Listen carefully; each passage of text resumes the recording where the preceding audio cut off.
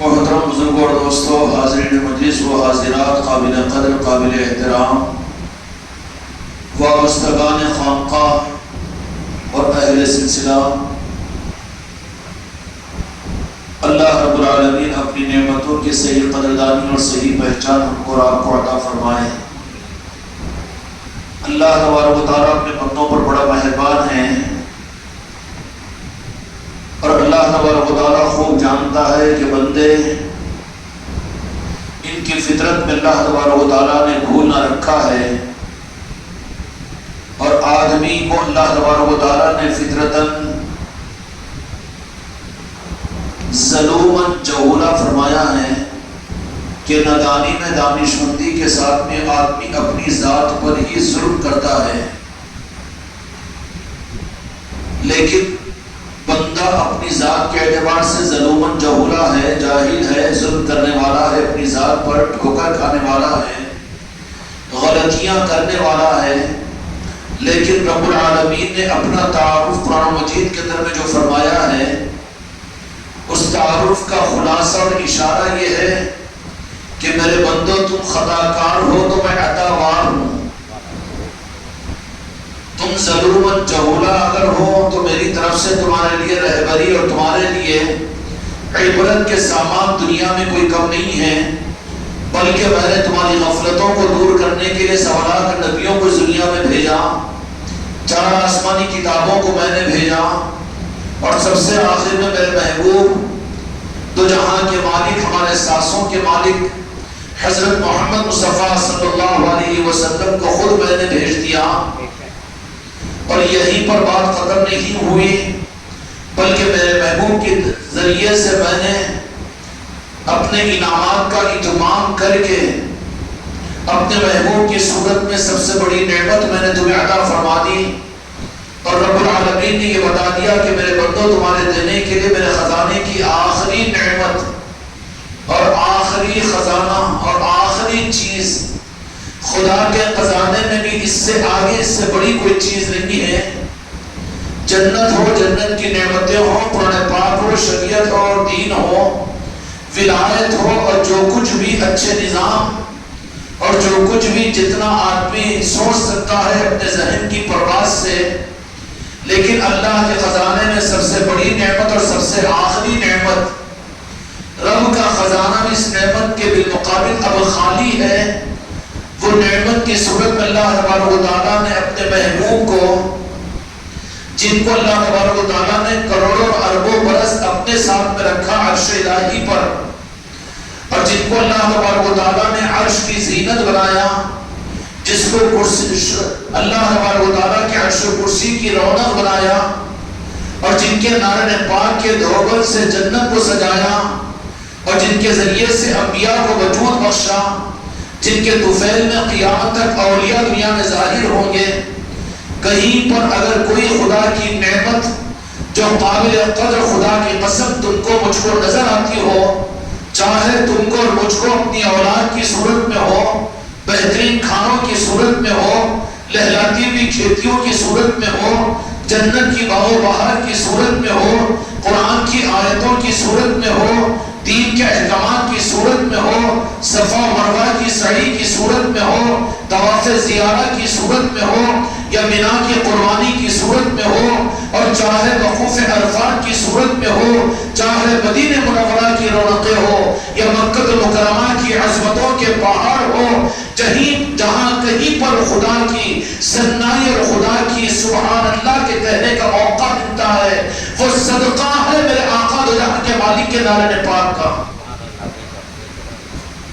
اور رب چاہتا ہی یہ ہے کہ ان نعمتوں کے ذریعے سے، ان نمازوں کے ذریعے سے، اس حج کے ذریعے سے، ان روزوں کے ذریعے سے، اس قرآن کے ذریعے سے، اور پنجتن پاک کی نسبتوں کے ذریعے سے، اولیاء کی غلامی کے ذریعے سے، خانقاہی نظام کے ذریعے سے، پیر پرستی کے راستے سے، نعتوں کے پڑھ کر، منقبتوں کو پڑھا کر، اور قرآن پاک کی تلاوت کو کروا کر، رمضان کے روزے رکھوا کر، یہ جو لمبے چوڑے نظام خدا پاک کی طرف سے اپنے محبوب کے صدقے میں اللہ نے عطا کیا۔ رب سے پوچھے کہ اللہ تبارک و تعالیٰ تو رب تھا، میں بندہ تھا، یہ سب کی کیا ضرورت ہے؟ سوال کرنا چاہیے رب سے. آج ہم اپنے دوستوں سے بات کرنے کو تیار ہے, رشتہ داروں سے بات کرنے کو تیار ہے, پیر سے بات کرنے کو سعادت سمجھتے ہیں, قرآن پاک کے پڑھنے کو ہم اپنے لیے برکت کی چیز سمجھتے ہیں, دینی کتابوں کے مطالعے کو ہم اپنے لیے بہت سعادت کی چیز سمجھتے ہیں. سب کچھ اپنی جگہ ہے, لیکن رب العالمین نے فرمایا کہ میرے بندو, میں اپنے ہر بندے سے 70 ماؤں سے زیادہ محبت رکھتا ہوں. تو سب سے تو بات کرتا رہا اور سب سے تو میرا راستہ پوچھتا رہا. میری منشا کو تو نے تفسیروں سے معلوم کیا, اور میری منشا کو تو نے حدیثوں سے معلوم کرنے کی کوشش کیا, اور تو نے میرے منشا کو اور میرے حق کو اپنے پیر سے معلوم کرنے کی کوشش کیا. کتابوں میں تو نے ڈھونڈا, اور میری منشا کو تو نے لائبریریوں کے اندر میں تلاش کیا, اور علماء کے تقاریر میں تلاش کیا, تفسیر کی کتابوں میں تلاش کیا. لیکن نادان بندے, کیا مجھے نہیں پہچانا؟ تو مجھے نہیں پہچانا. اگر اس روح کو تو میرے چہیتے سے اگر پوچھ لیتا یا چاہنے والوں سے پوچھ لیتا تو یہ رمز تیرے دل پر کھول دیتے. راہ طریقت کی اور ولایت کی اور پیری مریدی کی ساری محنتوں کا خلاصہ یہ, ایک پیر کامل اپنے مریدین کو دنیا بتا کر جنت دکھا کر راستہ بتانے والا پیر کامل نہیں ہوتا, بلکہ پیر کامل کی پہچان یہ ہوتی ہے کہ اس کو روبروئے یار, روبروئے خدا کرتا ہے. وہ جو دنیا میں پھنسائے, اغراض میں پھنسائے, اپنی جنت کی لوریاں اور جنت کے جھولوں میں چھڑانے کے وعدے کریں, وہ کام پیروں کا تھوڑی ہے. وہ چیز تو اور جگہ میں مل جائے گی, مسجدوں کے منبروں سے, لیکن پیری مریدی کیا ہے, غلامی کیا ہے, راہ طریقت کیا ہے, خانقاہی نظام کیا ہے. اس نظام کی حقیقت یہ ہے کہ اس کے ذریعے سے خالق کائنات, جن کو مالک کائنات بنایا, پہلے تو ان کے نعرے پاک پر پہنچانے کی وہ محنت کرے گا اور کہے گا کہ تمہاری منزل اور تمہارا منتہا, تمہاری معراج تو صرف نعرہ پاک مصطفیٰ ہے. ان کے نام سے, ان کی ذات سے, ان کی آل سے, ان کے اہل بیت سے اور ان کی نسبتوں سے, وہ جس زمین پر آپ خطر بنجا ہوئے ہیں اس مدینے کے ذرے ذرے سے محبت کرنا سیکھ لو. تمہاری محبت میرے آقا کی بارگاہ میں قبولیت تک پہنچ جائے تو پھر وہ آقا راز تم کو اپنے نعرہ پاک کی مصطفیٰ کی خیرات عطا فرما دے. پیری مریدی کی راہ کی محنت کی انتہا اس سے آگے کی بات دھوکے کی ہے کہ اللہ کو ملا دیں گے, اللہ تک پہنچا دیں گے. یہ راہ طریقت کا یہ رخ نہیں ہے کہ بندوں کو راز رب کی رضا تک پہنچا دے. پیر کامل کی صرف محنت کی انتہا اور معراج یہ ہوتی ہے کہ ان کو نعرہ پاک مصطفیٰ تک پہنچایا جاتا ہے, اس لیے کہ خدا کسی بندے کو راز اپنی بارگاہ میں نہ قبول کرتا ہے نہ اس سے راضی ہوتا ہے. قل ان کنتم تحبون اللہ فاتبعونی ویحببکم اللہ. ہٹو میرے بندو, ہٹو, مجھے تک کہاں آ رہے ہو, بلکہ میرا قانون یہ ہے کہ تم میرے محبوب کے نعرہ پاک تک پہنچو. فاتبعونی ویحببکم اللہ, میری محبت اور میری چاہت کو تم مجھے تک آ کر کہاں لے سکتے ہو, بلکہ میں نے اپنی محبت اور اپنی چاہت کو اپنے محبوب کے نعرہ پاک میں رکھ دیا ہوں. تو یہ راستہ حق ہے کہ آدمی چلے اللہ کی رضا کے لیے, یہ حق کا راستہ کہ خدا تک پہنچ جائے. کوئی کہے کہ ذکر کے ذریعے سے, فاس و الفاظ کے ذریعے سے, یا پھر ذکر قلبی کے ذریعے سے, یا ان کے ذریعے سے. کہنے والے جن اولیاء کرام نے بالخصوص پیران پیر غوث العظم دستگیر رحمت الرضوان کی تعلیمات میں جو رب کی جو شناخت اور پہچان کروائی گئی ہے, جہاں توحید اور وحدیت کو بتایا گیا ہے, وہاں پر اس رخ کو بتانے کے لیے, اس کا تعارف کروانے والی ذات مصطفیٰ میرے آقا کی ہوگی. رب کا تعارف رب موسیٰ علیہ السلام کو راز اپنا عطا نہ کیا ہو, اور اللہ کے برگزیدہ انبیاء کو اللہ تبارک و تعالیٰ نے راز اپنا تعارف نہیں کروایا, بلکہ ارواح عالم میں عہد میثاق کی بنی اسرائیل کے سورہ بقرہ کی آیتوں میں انبیاء اکرام علیہ السلام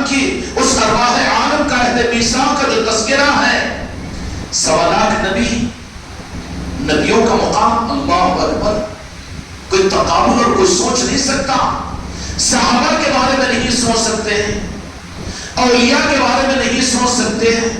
سوچے تو گمراہیت کے اندر میں پڑ جاؤ گے کہ وہ بھی تو 2 آنکھ والے، 2 ہاتھ اور 2 پیر والے، وہ بھی اولیاء، اور وہ بھی ان کی بھی ظاہری طور پر نماز جنازہ پڑھی گئی، ان کو بھی تو قبر میں لٹایا گیا، اور ان کا بھی تو ارے ارے ارے ارے ارے ارے گمراہیت کی طرف میں جا رہا ہے.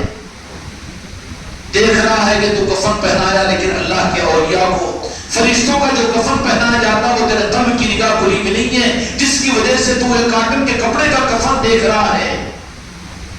حقیقت تو اولیاء کرام کی بھی جو ہوتی ہے وہ حقیقت انسانوں کے بصیرت اور نظروں کی آنکھوں سے آگے کی ہوتی ہے. وہاں تو عقیدہ اور اعتقاد کام آتا ہے. ان کی زندگی اور ان کی موت، ان کے قبر کی برزخ کی حیات، ان کے تصرفات اور ان کے اختیارات، جو کہہ دے یا غوث الاعظم المدد تو مشرق میں ہو تو مغرب میں پہنچ جائے، مغرب میں ہو تو مشرق میں دستگیری کر دے. غریب نواز کا معاملہ ہے کہ 800 برس کے بعد میں بھی کہیں پر اپنے فیض کو جاری کر دے، کہیں بھی اپنے غلاموں کے ذریعے سے چمن کو کھلا دے، اور کہیں بھی کسی بھی طریقے سے اللہ تبارک و تعالیٰ نے اولیاء کرام کو ایسا تصرف عطا فرماتا ہے کہ جس کو سمجھنے کے لیے عقل ناکافی ہے، جس کو کتابوں کے ذریعے سے نہیں سمجھا جا سکتا، جس کو تقریروں کے ذریعے سے نہیں سمجھا جا سکتا. اولیاء اور طریقت کے نظام کو جو اس چکر میں رہے کہ ہم تقریروں سے سمجھیں گے، مجلسوں سے سمجھیں گے، یا کتابوں سے سمجھیں گے، یا علماء سے سمجھیں گے، یا پیر کی باتوں سے سمجھیں گے، نہیں. اولیاء کو سمجھنا ہے تو اولیاء کی صحبت سے سمجھا جا سکتا ہے. اگر وہ اولیاء حیات میں کسی کو مل جائے تو بڑے زہر نصیب اور زہر قسمت، اگر نہ ہو تو پھر اولیاء کے آستانوں پر بھی اس عقیدے کے ساتھ ان کی بارگاہ میں پہنچ جاؤ کہ رب العالمین نے تم کو وہ فیض کا تقسیم کرنے کی ذمہ داری عطا فرمائی. سرکار راجہ شاہ ولی آپ زندہ ہیں، آپ کی زندگی کا عقیدہ رکھ کر آپ کے پاس میں آئے ہیں. ہم مردہ ہے، ہمارا دل مردہ ہے، آپ ہمارے مردہ دل کو زندہ کیجئے. خدا کی قسم اولیاء کے پاس میں اللہ یہ ان کو تصرف عطا فرماتا ہے کہ وہ مردہ دلوں کو زندہ کرنے والے ہوتے ہیں. کبھی جائے گی اولیاء کے پاس میں، نہ جانے والوں پر بدعقیدی کا اعتراف اور فتویٰ کیا جاتا ہے، لیکن جانے والے بھی منت اور مرادوں کے لیے، بیماری اور علاج اور اولاد کے لیے، شادی اور بیاہ کے لیے، یا پھول اور چادر کے لیے، درود و فاتحہ کے لیے، یہ سب آداب ہیں. بے ادب وہاں نہیں جا سکتا، آداب ضروری ہے. لیکن جانے والے ان کے پاس اس عقیدے کے ساتھ میں جائے، استاد سے زیادہ، پیر سے زیادہ، ماں باپ سے زیادہ شفقت اس صاحب مزار کے پاس میں ہم کو ملے گی. کیونکہ جو جس عقیدے کے ساتھ میں جاتا ہے وہاں پر ان کے لیے وہی فیضان ہوتا ہے.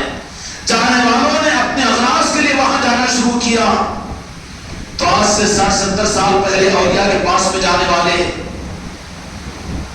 دنیا کے اغراض کے، دنیا کی بھیک مانگنے کے لیے نہیں جاتے تھے، بلکہ ان کی محبت میں جا کر ان کے آستانوں پر پڑ جاتے. کسی سے پوچھا جاتا کہ کب سے ہے تو کہتے کہ کوئی 5 سال، کوئی 7 سال. صابر پاک میرے آقا رحمت الرضوان کی بارگاہ میں جب پہنچنا ہوا، وہاں کے مقیمین سے ہم نے کسی سے پوچھا کہ کتنے سال، تو کہا کہ نہیں 11 سال ہو گئے. ہاں 11 گھنٹے کے لیے خانقاہ میں پیر کی بات پر آنا مشکل ہے، مکان دھوکے باز، دھوکہ کھانا ہے. تو 11 مہینے کے لیے، 11 کلومیٹر کے سفر کے لیے تجھے پہنچ ہے، پھر دعویٰ کر رہا ہے کہ اب بھی اللہ لاج رکھ لے، بزرگاں لاج رکھ لی، الگ بات ہے، لیکن اپنے کو حقدار مت سمجھو. کہاں کہ 11 سال ہے. پھر ہم نے سوال کیا کہ کب تک رہنے کا ارادہ، تو کہا کہ ہنسے اور ہنس کر کہا کہ کیا سوال کر رہے ہو آپ بھی. تو کہا کہ کب تک کا ارادہ ہے. ہوگا کہ نہیں، نظام آباد سے آئے تو واپسی کا ٹکٹ یہ ہے، حیدرآباد سے آئے تو واپسی کا یہ ارادہ. کمزور ہے، ہم تو ایک کشتی کے سوار ہے، پورا مت مانو اس کو. لیکن یہ پیری مریدی کے نظام ہے، یہ خانقاہ والوں کے نظام ہے، یہ اس کے اوپر نوازشیں، اس کے اوپر وہ دولتیں. نوازش ہو تو الگ بات ہے، وہ ذرے کو پہاڑ بنا کر عطا کر دے، وہ نظر ڈال کر کسی کو کچھ بنا دے. ان کو تو یہ قدرت ہوتی ہے کہ کسی چور پر نظر ڈالے تو وقت کا قطب بنا دے. ان کے لیے کوئی مسئلہ نہیں ہے. وہ کسی جادوگر کے اوپر نظر ڈالے تو اس کو عبداللہ بیابانی بنا کر قیامت تک کی زندگی عطا فرما دے، یہ میرے غریب نواز کا کرم ہے۔ اور یہ کرتے رہتے ہیں اولیاء کے آستانوں سے اور ان کے مزارات سے اور ان کے فیضان سے دنیا میں یہ قیامت تک ولایت کے فیضان چلتے رہیں گے۔ لیکن ایک چھٹا ہوا سوال ہے میرے بچوں، ہم اور تم تو وہ ہے جو اولیاء سے محبت کرنے والے ہیں، کل بھی پرسوں بھی روزانہ میرے خواجہ جی کا کرم ہے کہ وابستگان خانقاہ محمدیت میری نصرتی والوں کو ان اولیاء اکرام نے یہ سعادت عطا فرمائی کہ خانقاہوں میں نہیں اولیاء کی نسبتیں بلکہ گھروں میں بھی بندہ نواز کے سدراج رحمت الرضوان کی مجلسیں چل رہی ہے۔ ہر خانقاہ کے تحت مریدین کے گھروں پر سج رہی ہے روزانہ۔ کل ہمارے علی الدین صاحب کے پاس میں تھی، کل تمہارے پاس میں ہے۔ اسی طریقے سے کن کی محفلیں؟ ذکر کی مجلسیں نہیں، اولیاء کے نسبتوں کی محفلیں کہ بھیکاری کے ہاتھ پھیلا کر کہے کہ بندہ نواز اللہ نے وہ آپ کو اختیار عطا فرمایا کہ آپ جہاں چاہو چلے جاتے ہو، تو ایک قدم ہم غلاموں کے در پر بھی آپ کی نسبت پر ہم محفل کو سجائے ہیں، لنگر کا دستر بچھائے ہیں، آپ کی محبت میں ہم نے محفل کو سجایا ہے۔ تو پھر کیا وہ اولیاء اس طریقے سے اپنے جھولی کو پھیلانے والوں کو محروم کریں گے؟ لیکن رخ اولیاء کے پاس میرا چھٹا ہوا سوال یہ ہے، جب تو اولیاء کے نسبتوں کی محفلوں میں جانے والے، عرس کی تقریبوں میں جانے والے، پھول و چادر چڑھانے والے، اولیاء سے نسبتوں کے رکھنے والے، گیارہویں اور کنڈوں کے کرنے والے، لیکن پھر ہم کو وہ اصل خیرات اولیاء کی بارگاہوں کی کیوں نہیں مل رہی ہے؟ جبکہ آج سے 70-80 سال پہلے تک کی تاریخ یہ ہے کہ جانے والوں کو ان اولیاء کے انہی آستانوں مزاروں سے ولایت ملتی تھی، قطبیت ملتی تھی، غوثیت ملتی تھی، ابدالیت ملتی تھی، علاقے کی مخدومیت ملتی تھی۔ کہ نعوذ باللہ رائز باللہ یہ تو کفر ہو جائے گا کہ شارٹیج ہو گیا۔ سرکار حضرت شاہ ولی کا آستانہ ہے، اس آستانے سے کن کو ولایت ملی ہے؟ ایک لمبی فہرست ہے۔ تاج الاولیاء کی بارگاہ سے، ان کے فیضان سے 90 سال 100 سال نہیں گزرے، قریب کے زمانے کے حوالے گزر کے اس زمانے کے بعض وقیرے کہہ دیتے ہیں کہ اب دنیا میں ولایت کہاں سے، اولیاء کہاں پیدا ہوں گے؟ ارے بابا تیرے بچگانی سوال ہے، جاہلانہ بات ہے تیری، قرآن و حدیث پر تجھے اعتقاد اور اعتماد نہیں ہے اس لیے جاہلانہ بات کہہ رہا ہے۔ مولوی کو بنانے والے ماں باپ تو ختم نہیں ہوئے، ولی کو بنانے والے خدا نے ختم کر دیا، ولایت قیامت تک چلے گی، اولیاء ہر زمانے کے اندر میں پیدا ہوں گے۔ اس بدعقیدگی کو ختم کرنے کے لیے تاج الاولیاء کو 1 صدی نہیں گزری، ہم سے تو 190 کلومیٹر دوری کے فاصلے پر ہے نا، جن کی ولایت کا ڈنکا ہفت اقلیم کے اندر میں بج رہا ہے، جن کی ولایت کے کرامتیں ان کے زندگی کے اندر میں جنہوں نے دیکھا وہ تو دور کی بات ہے، لیکن اندھے انسانوں کو، بدعقیدوں کو یہ بتانے کے لیے کہ جن انسانوں کی مخالفت ہے اور جن کو اسلام کے دشمن کہہ رہے ہو اور جن حکومت والوں کی برائی کے تسبیح پڑھ رہے ہو، ہم تائید نہیں کرتے، ہم کو پولیٹیکل سے کوئی واسطہ نہیں ہے، لیکن انسانوں کی دشمنی اسلام کی تعلیم نہیں ہے، انسانوں سے محبت یہ دین کی تعلیم ہے، اسلام کی تعلیم ہے۔ نفرت کس بات کے اوپر؟ وہ تو بنی آدم کی اولاد ہے، تم نفرت کیوں کرتے ہو؟ اس کے عمل سے، اس کی نیت سے، اس کے اخلاق سے اور اس کے نظریات سے اختلاف کرو، حق ہے تمہیں، لیکن انسان ہونے کی حیثیت سے تو قابل احترام ہے نا۔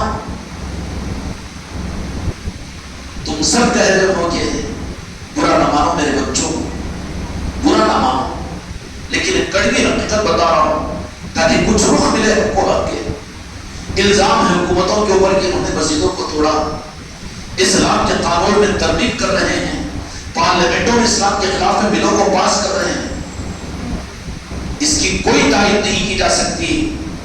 یہ چیز تو حیوانیت کا ثبوت ہے، کتے اور سور بھی اپنی برادری والوں کو اپنے ساتھ میں برداشت کر لیتے ہیں، انسان انسان ہو کر، بنی آدم ہو کر انسان کو اس کا حق مارے، یہ کتوں اور سوروں سے زیادہ بری چیز ہے۔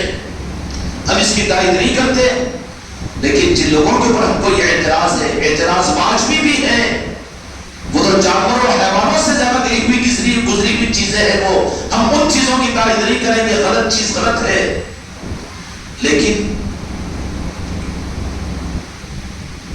تمہارے عقیدوں کے صحیح کرنے کے لیے وہی تاج الاولیاء جو تمہارے عادل آباد کے قریب کے علاقے میں ہفت و اقلیم کے مالک ہے، ان کے دیکھنے والے آج بھی لوگ موجود رہے.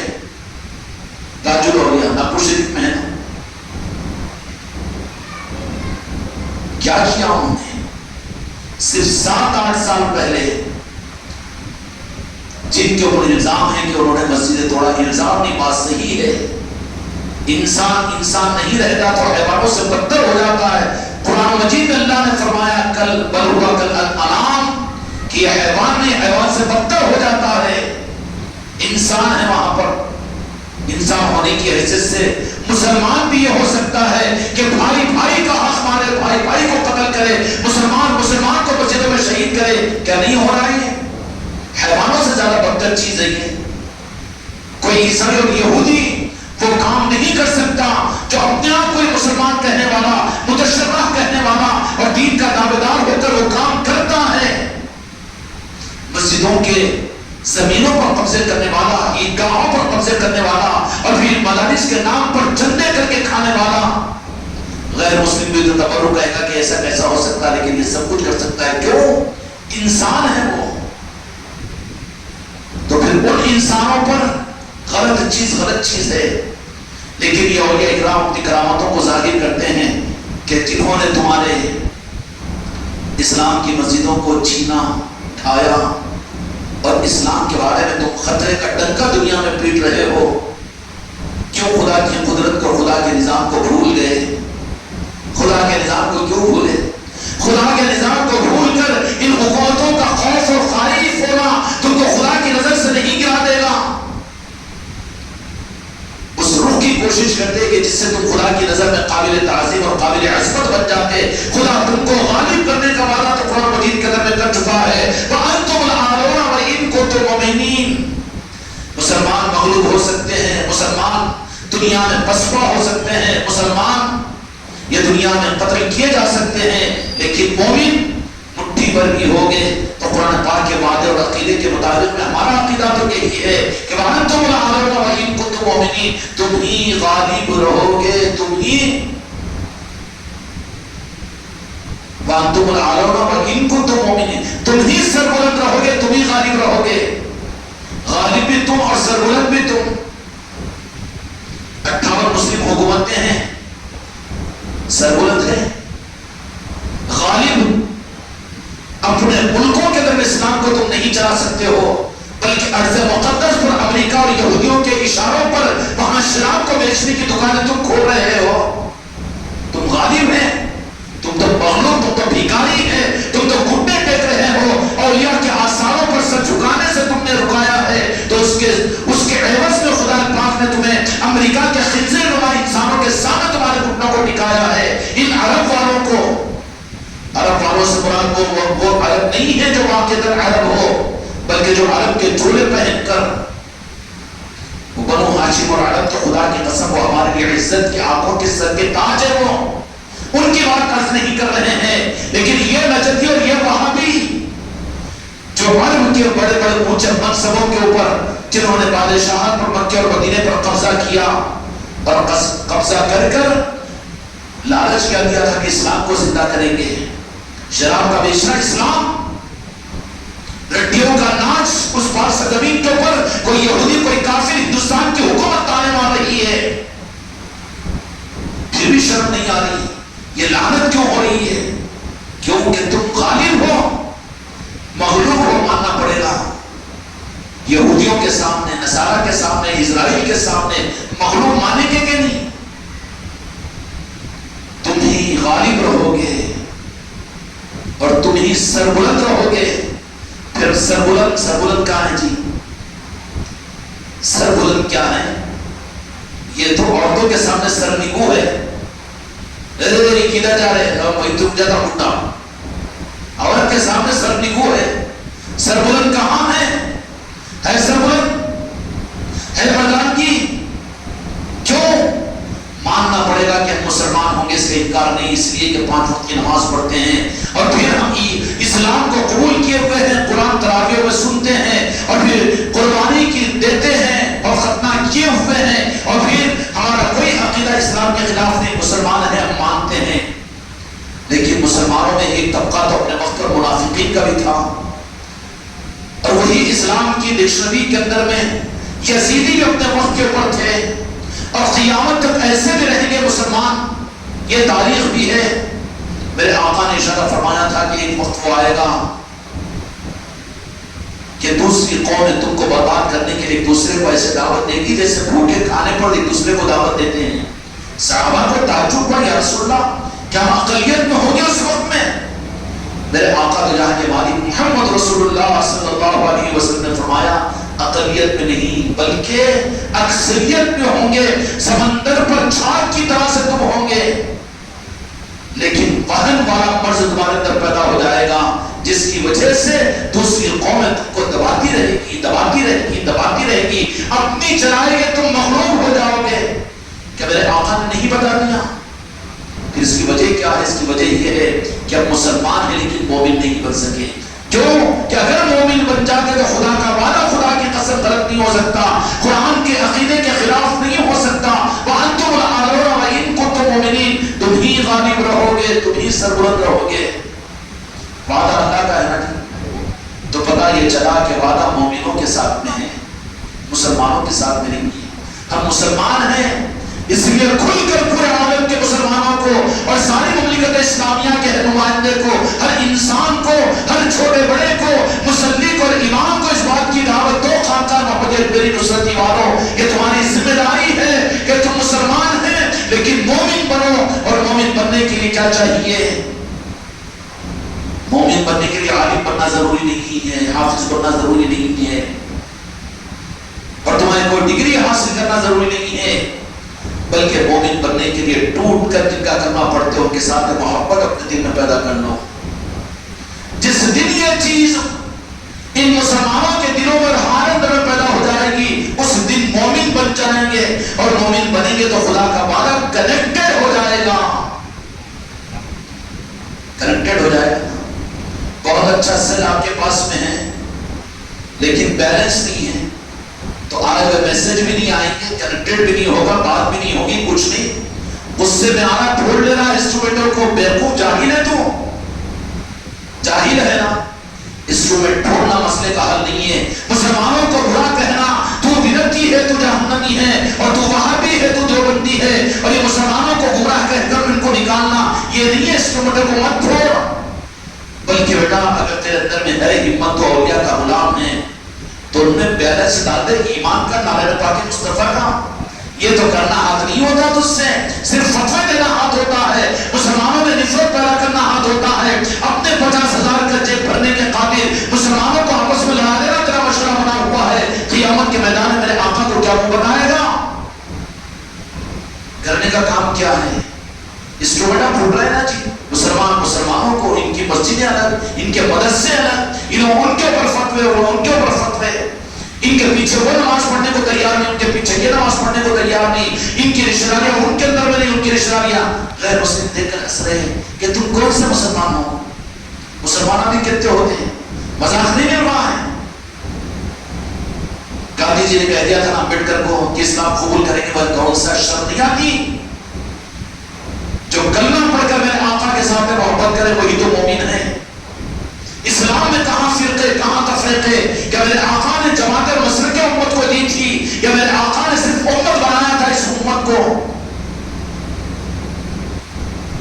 دینے کی چیز امت کے لیے اگر تم کو ہمدردی ہے، انسٹرومنٹوں کو مت پھوڑو، مدرسوں کو الگ مت کرو، مسلک و جماعتوں میں امت کو مت بانٹو، نفرت کی تبلیغ مت کرو، بلکہ امت کو اگر واقعیت ہمدردی ہے، تمہاری اولاد اگر بے عقیدہ ہے، تمہارے رشتہ دار اور تمہاری مسجد کے مصلی اور تمہاری مسجد کا امام مسلمان ہیں تو اس کے پیروں پر ہاتھ رکھ کر آپ اس کا بیلنس ڈال سکتے ہیں کہ صرف اسلام کے ماننے سے مسلمان ہوں گے، کلمہ کے پڑھنے سے مسلمان ہوں گے، لیکن مومن نہیں بن سکتے. مومن تو وہی ہے جن کا کلمہ پڑھتے ہیں وہ آقا دو جہاں کے مالک محمد رسول اللہ صلی اللہ علیہ وسلم کے ساتھ اپنی جان و مال، اپنی زندگی سے زیادہ ان سے محبت کرے. یہ بیلنس ڈال سکتے ہیں کہ نہیں ڈال سکتے؟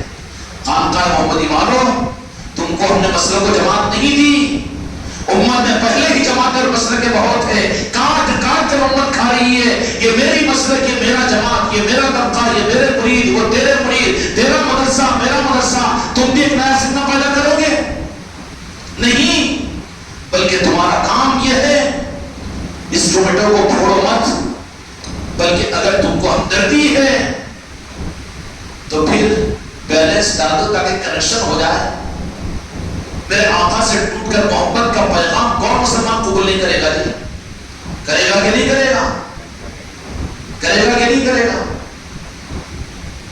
بس سر میں آپ کے فون نہیں آ رہا، کیوں؟ ہاں ذرا سمجھ میں آ رہا ہے، اس کا بیلنس نہیں ہے. آپ نے خاموشی کے ساتھ میں 100 روپے بیلنس ڈال دیا اس کو. پھر کیا بھائی، دیکھو بیلنس میں ڈالا مگر میں بھائی ہوں تمہارا، اور تم اس کو قبول کر لینا، کوئی دوسری بات نہیں سمجھنا. خوش ہوگا کہ نہیں ہوگا؟ جوڑ پیدا ہوگا کہ نہیں؟ خالی مسلمانوں اور اسلام کے نام پر اتحاد کے نعرے دینے سے امت ایک جگہ نہیں ہوگی. ہر ملک میں اور ہر شہر میں، ہر علاقے میں بین المسلمین کے اندر میں اتحاد کی بات ہر ایک کرتا ہے، لیکن اپنے پر آتا ہے تو پھر وہی کاٹ چھانٹ کی بات، اپنی دکانداری کی بات. اے خانقاہ محمدی والو، اگر تم میرے آقا کی نظروں میں، میرے آقا کی بارگاہ میں قبولیت چاہتے ہو تو خاموشی کے ساتھ میں اس ٹومیٹو کو پھوڑنے کے نظام پر مت چلو. مسلمانوں کو نشانہ مت بناؤ، مسلمانوں کو آپس میں توڑو مت. یہ اس وقت میں پوری امت بڑی دکھی دل والی ہے. اسلام کے نام پر دوسری قومیں بڑی ظلم کر رہی ہے. اگر تم مسلمان ہو کر بھی ان کو بھی اگر دکھ پہنچا رہے ہو تو اس امت کے آقا کے ساتھ میں تمہارا معاملہ کیا ہوگا؟ ان کے لیے دعائیں کر سکتے ہو، ان کے لیے جو کچھ اخلاق برت سکتے ہو، اور ان کے لیے جو ہمدردیاں کر سکتے ہو، خاموشی کے ساتھ میں کرو نا. جی سمجھ میں بیلنس ڈالنے کی بات، اور بیلنس ڈالنے کے لیے اپنی پاکٹ ذرا ہلکی ہوگی نا.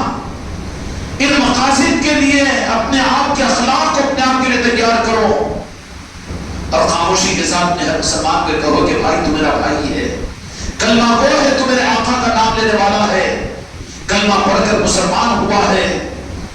میرے بھائی جن کا کلمہ پڑھا ہے ان سے جان سے زیادہ محبت بھی تو ضروری ہے، اور میرے آقا سے آپ کی تعظیم اور آپ کی محبت اور عظمت یہ بھی ضروری ہے. وہ لوگ کس جماعت کا، کون مسلمان ہوگا جو اس کا انکار کرے؟ اب تو اپنی مسلک کو سمجھانا چاہتا ہے، ہم مرید ہیں، ہم اولیاء کے ماننے والے، ہم سنی لوگ ہیں، تو بابا انہیں بولتا کہ پھر میں بھی تو یہ ہوں. دونوں گروہوں کی لڑائیاں چل رہی ہیں، اور لڑائیاں مسجدوں میں، مدرسوں کے اندر میں، اور نتیجہ کیا نکل رہا ہے کہ مسلمان کو برباد کر رہا ہے. اور اس کا فائدہ راس یہودیوں کو، اسرائیلیوں کو نصیب ہو رہا ہے. لڑائی لگایا، ہائے ہائے کا تاریخ میں جاؤں بہت زیادہ ہو رہا ہے. دیوبندیوں میں اور بریلیوں میں لڑائی لگا کر افغانستان کو برباد کیا امریکہ نے. کیا کہ نہیں کیا؟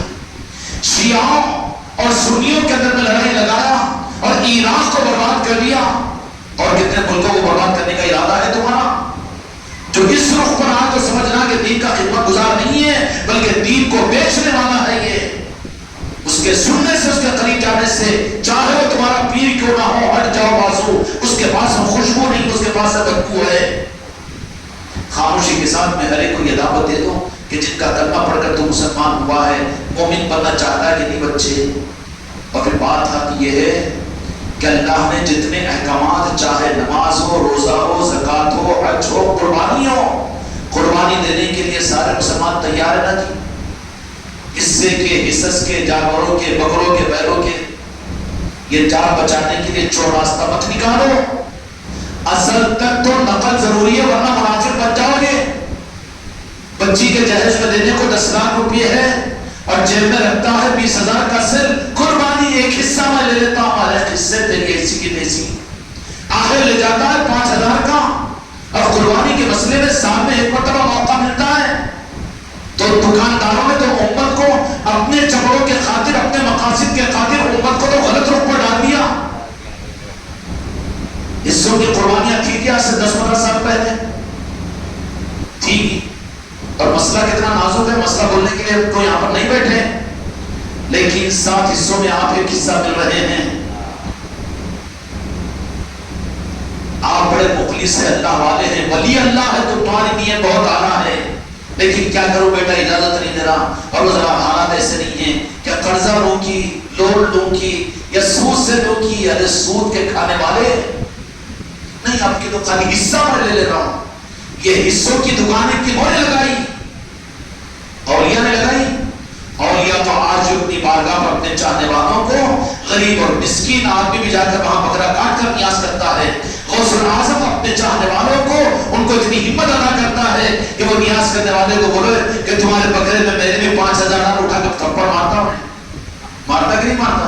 اور یہ حصے کی قربانیاں بک رہی ہیں، یہاں فقیر اور غلام اور فقیر بن جاتا ہے۔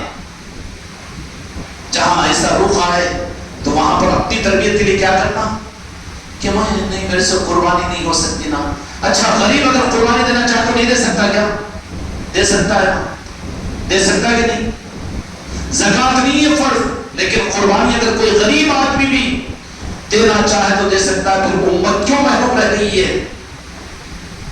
سال کے 11 مہینے 27 دن تو رہتا ہے، آخر پٹی کے لیے لے جاؤ بیگم 5,000، اور وہ کام یہ لے لو بیٹا، میرا بیٹا آپ 20,000 کا سل لے لے، اور وہ شادی اس کے لیے 10,000 کے کپڑے لے لے، اور یہ 40,000 کی گاڑی لے لے۔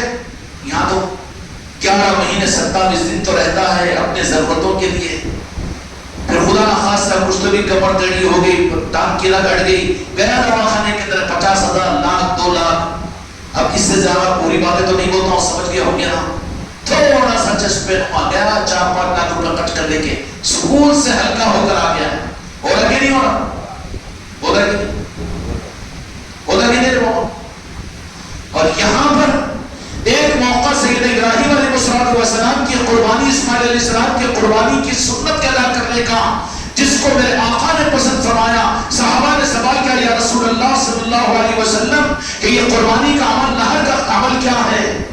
فرمایا کہ ابھی کہ ابراہیم و اسماعیل کی سنت ہے جس سے میرے مصطفیٰ خوش ہوتے ہیں۔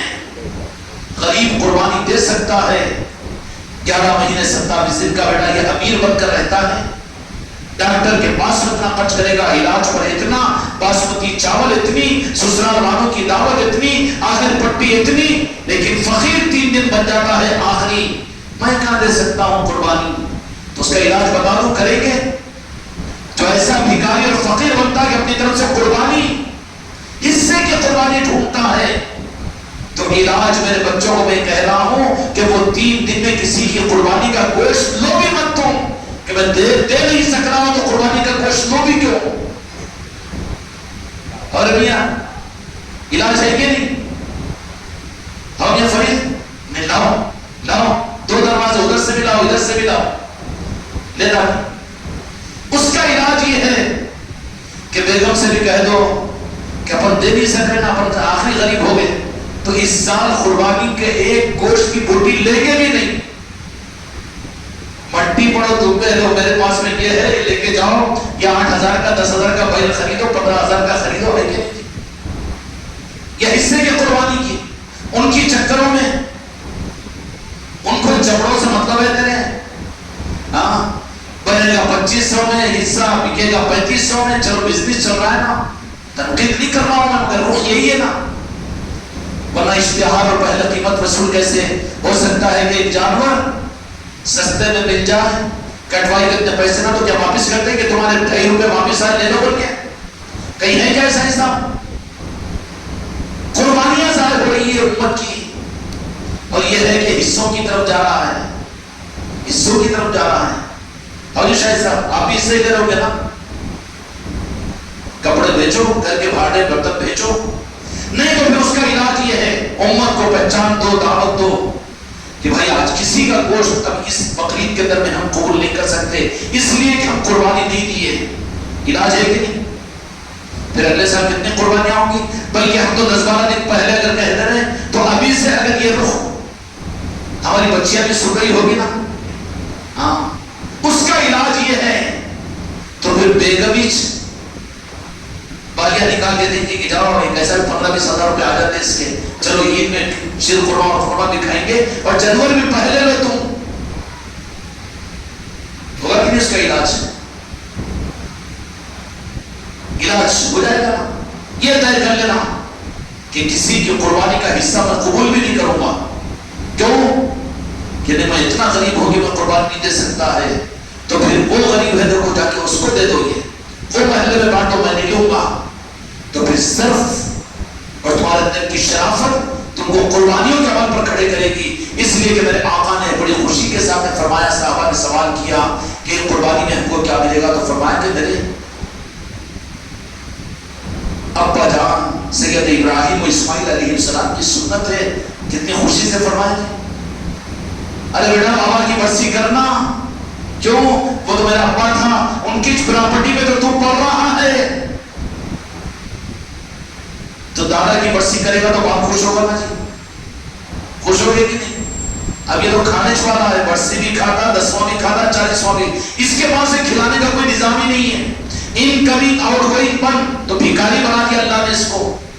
پورا سال گزرے گا, ہر دعوت گھر پر ہوگی, ہر عید ہوگی, لیکن یہ چیزیں اس کے پاس میں نہیں ہوگی. اس کے لیے دسترخوان نہیں بچے گا, اس لیے کہ بھکاری بنا دیا خدا پاک نے. کھانے والا بنایا, کھلانے والا نہیں بنایا. حالانکہ میرے آقا نے اپنے حق کرنا پڑنے والے امتی کو لنگر والا بنایا تھا, کھلانے والا بنایا تھا. مدینے کے ماحول میں میرے آقا نے ایسی تربیت فرمائی کہ مدینے میں لوگوں کے آ کر کھانے کا نظام بند ہوا. کھانے والے کتنا کھائیں گے, ایک بار کھا لیا دوبارہ کھاؤ, تیسری بار بیٹھتے ہی نگو بھائی تمہارا کھانا نہ تم کسی اور کو کھلاؤ. تو مدینے میں کھلانے والے تھے, کھانے والے کوئی نہیں تھے. مدینے میں زکات دینے والے تھے, لینے والے کوئی نہیں تھے. یہ کیوں مدینے کا ماحول بنا تھا؟ میرے آقا نے وہاں پر سب کو سقی بنا دیا تھا. تو سخاوت اور لنگروں کی وجہ سے مدینہ برکتوں سے, خدا کی عطاؤں سے بھر چکا تھا. مدینہ خزانے کو کہتے ہیں. اور یہ امت سخاوت کو چھوڑ کر, لنگروں کو چھوڑ کر صرف کھانے کے نظام, پیر آئے اچھی دعوت کرو, ماشاءاللہ وہ کرو, یہ کرو. وہ پیر یہ نہیں بولتا کہ مجھے کھلانے کے بجائے محلے کے 10 آدمی کو بلا کر غریب اور مسکینوں کو کھلا دینا. نہیں بولے گا نا یہ, کیونکہ اس کا خوراک بھی اور اس کا چٹوری زبان بھی تو بہت چٹوری ہے نا. گھر میں کٹوری ملتی, وہاں پر چٹوری ملتی مریدوں کے پاس میں, خلیفہ کے پاس میں, تو وہیں بھاگے گا نا وہ بھی. تو میرے آقا نے مدینہ منورہ میں ہر ایک کو سقی بنایا اور ہر گھر میں لنگر شروع کروا دیا تھا. تو پھر اللہ تبارک و تعالیٰ نے اس کے بدلے میں مدینے میں عمومی طور پر وہاں زکات کا لینے والا کوئی نہیں رہتا تھا. ایک آدمی صبح ناشتہ کر کے کپڑے بدل کر نکلتا اور اپنے اونٹ پر اپنی زکات کا مال لے کر پورے مدینے کی چکر لگاتا. تاریخ ہے یہ, انکار نہیں کر سکتے. سوچو, بھکاری بننے کا علاج خرچ کرنا ہے. ہم یہ سوچ رہے کہ جمع کرنے سے ہم بھکاری نہیں بنیں گے, الٹا فاقہ بس بنیں گے, تمہاری نسلیں بھکاری بن جائے گی. خرچ کرنے کے مزاج پر امت کو لاؤ. خانقاہ محمدی کا نظام خرچ کروانے کا کیوں ہے؟ چندے کا ہے نا. چندہ لیے کسی سے 1 روپیہ نہیں. کیوں؟ امت کو سخاوت پر لا کر پھر یہ امت کو سخی بنے گی تو خدا پاک پھر ان کے لیے ایسے غیب کے دروازے کھولے گا کہ ان کی نسلیں پھر اس پر ناز کرے گی. مدینہ منورہ کے اندر میں ایک صحابی نکلتے زکات کا مال لے کر, کوئی لینے والا ہے نہیں, نہ خاندان میں. آج گلی پار نہیں ہوتا, 10 آ کے آپ پہ پڑ جاتے اس کے, پڑھتے نہیں پڑھتے نہیں. اچھا انہوں تو بعد پڑھیں گے, پر رسی بھوکا والے, مدرسے والے بس پیپر ڈال کے بیٹھے تیرا زکات بھی, صدقہ بھی, خیرات بھی, چرب بھی, قربانی بھی. ارے تم کتا دیے گی مدرسوں کے بچے کے لیے, تم کر رہے سیٹ صاحب, تو تمہارے اپنے بچوں کے لیے تو رسی بنا کے پھاٹو نا. شرم نہیں آتی تمہیں؟ کہ دین کے سیکھنے والے, دل کے علم کے حاصل کرنے والے, قابل قدر, ان کے لیے رسیدیں پھاٹ کر پھر اپنی اولاد کے لیے کیوں نہیں پھاٹتے؟ جو کچھ تمہارے پاس میں ہے لگاؤ, بعد میں پھر امت کو حوالے کرو. خود بات کر دی, کڑوی ہرا دی. یہ کون سا نظام ہے کہ دین کے نام کے اوپر لوگوں سے چندے وصول کریں؟ 11ویں ہیں, چندے کر رہے ہیں, مسجدوں میں اعلانات کر رہے ہیں, میلاد کا جلوس ہے اس کے لیے چندے کر رہے ہیں. ارے یہ کہاں کا نظام ہے؟ میرے آقا کی بارگاہ میں قبولیت ہے تمہارے پاس کے 1 پاؤ کھجور میں خدا کی قسم مدینے میں میرے مصطفیٰ قبول کریں گے. میلاد کے جلسے ہو رہے ہیں، میلاد کے جلوس نکل رہے ہیں، اس کے لیے لنگروں کا نظام، لنگر تو کرنا ہے لنگر. اچھا جو کرو کرو کرو بولنے والا رہتا انہیں خود کرتا نہیں. تمہاری بھی ایک رسید بتاؤ تو دکھتی نہیں رسید وہاں پر. سخاوت اور لنگر کے ذریعے سے امت کے لیے اللہ تعالیٰ کی طرف سے دروازے کھلیں گے.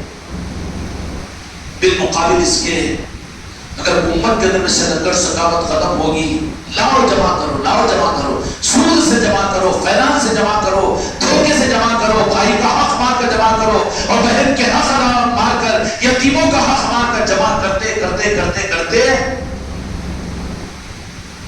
کلے جا کے دانتوں کو لگیں گے، پیشانی پٹے جا کے اندر کو لگے گی، پھر بھی اس کی حوث ختم نہیں ہوگی.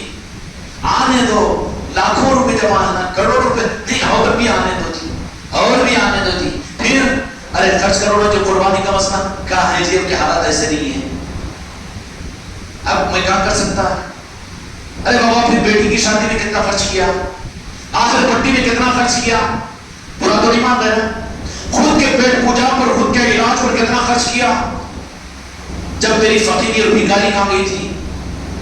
اس لیے میرے بچوں سے حجہ کے مہینے میں میرے آقا نے فرمایا کہ اللہ کی بارگاہ کے اندر میں ان ایام نہر میں 3 دنوں کے اندر میں خدا کی بارگاہ میں اس سے زیادہ مقبول کوئی عمل نہیں ہوتا کہ سنت ابراہیم اور سنت اسماعیل علیہ السلام کی میدان بنا کی وہ سنت کے پورا کرنے کے لیے تم اپنے مکان میں، اپنے شہر میں، اپنے علاقوں میں خود سامنے کھڑے رہ کر خون بہو جانور کا تمہیں پھر نظر ملے گی اسماعیل علیہ السلام کی، تمہیں نظر ملے گی ابراہیم علیہ السلام کی، اور میرے آقا کی مسکراہٹ کہ میرے ابراہیم علیہ السلام کی سنت میرے امتی نے پورا کیا. میرے آقا کی خوشنودی بھی ملے گی کہ نہیں ملے گی؟ اس لیے وہ جو راستہ کہ قربانی حصے کی لے دے رہا ہوں، تیرا قصہ ختم ہوگا، بعد میں حصہ جا کے تو جزہ بن جائے گا. یہ کیا جی پیر صاحب کیا وہ قرض لو بول رہے تھی نہ کو لینا، علاج بتا رہا ہوں اس کے لیے. جو میرے مریدین، جو میرے خلفاء، جو میرے مریدان اپنی غربت کو سامنے لا کر قربانی نہیں دیتے، انہیں حق نہیں ہے میرے مریدوں پر مجھے حق ہے کہنے کا. میں دوسروں کو تھوڑی کہہ رہا ہوں، شریعت کا مسئلہ نہیں بتا رہا ہوں میں، مگر میرے بچوں کو تو مار توڑ کر مسلمان بنانا میرے ذمے ہیں. جو یہ ہیلا لگاتے ہیں کہ ہماری حیثیت کا قربانی دیں گے ذی الحجہ کے مہینے میں، اگر تم میرے آقا کی اس مسکراہٹ کو پورا قربانی کی صورت میں نہیں کر سکتے تو اس کا علاج یہ ہے کہ کوئی قربانی کا ایک حصہ کسی کا بھی قبول مت کرو. یہ علاج ہے اس کا.